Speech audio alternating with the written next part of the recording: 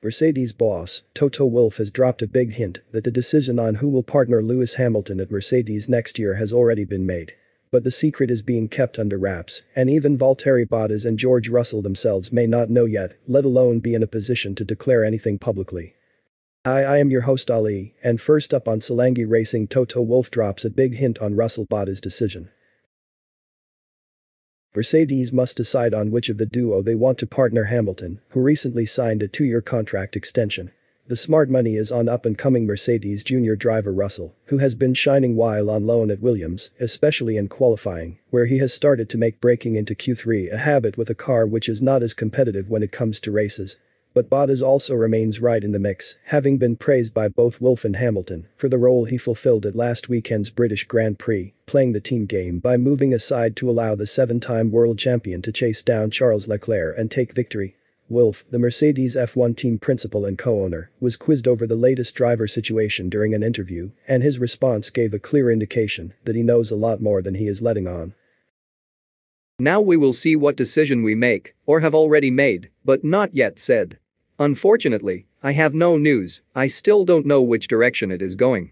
To tell someone that you are no more required is one of the very difficult discussions and something you would rather not do, but it is the strength of my role that I also have to have unpleasant conversations if I think it's the right thing for the team. If you ask me specifically about Russell, I would just say that he is simply world champion material. Extra feed. Former F1 driver Robert Dornbos has said that Hamilton post-win partying while Verstappen was in hospital was sickening. He went from hero to zero as a sportsman in that moment. Winning your home race is special, but with a penalty, a teammate who lets you pass and knocking his rival off, I didn't think it was fitting. He shouldn't have been partying. The team should have told him that Max was in hospital so he shouldn't do that for a while. That was really not good. If you preach about respect all year long, and then you want that respect from someone else, then you have to give it out as well. Kimi Räikkönen has given the wake-up call to Alfa Romeo and said that it was a slow car that cost him a good finish, not his late crash with Perez. Maybe we need to make the car fast. It's simple. It's impossible to fight against them. Same this, same that, and try to fight with the other cars. Come on, we've got to wake up and do something. We kind of expected it was not going to be an easy race for us here, and that's how it turned out to be. After the start we were pretty okay, but the longer we go, the more I'm watching in the mirrors more than forward. We tried to fight, but it wasn't enough here. Maybe at some other track we can be a bit better off, but you know, what can you do?